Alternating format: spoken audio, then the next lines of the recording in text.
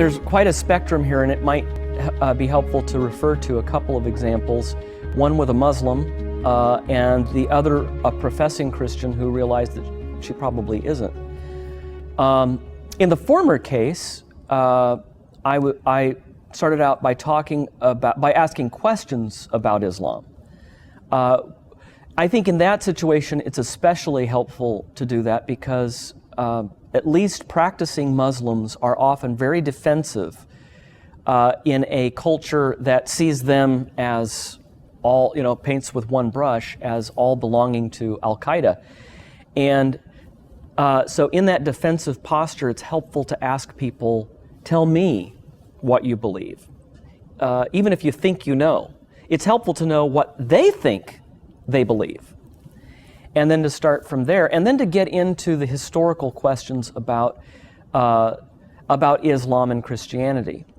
I have found that at least in my conversations with many Muslims, there is less interest, not always, but often less interest in asking you questions about your faith than in trying to convert you. Well, that's true of a lot of us, and having felt like what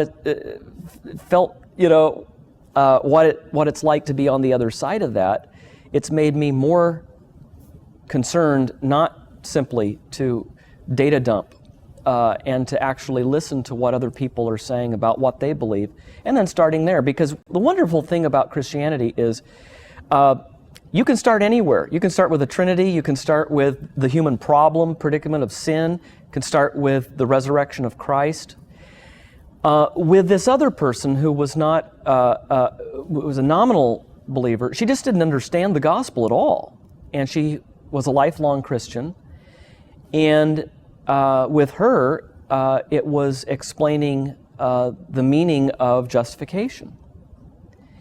Now, in both conversations, I got to the gospel. I got to the heart of what we believe as Christians. And the resurrection was the doorway in both instances, because Islam doesn't have a historical defense that comes even close to the Christian claim of the resurrection of Jesus Christ. The historical evidence, for instance, for the assumption of the Prophet Muhammad, the historical evidence for many of the claims surrounding him in the Hadith,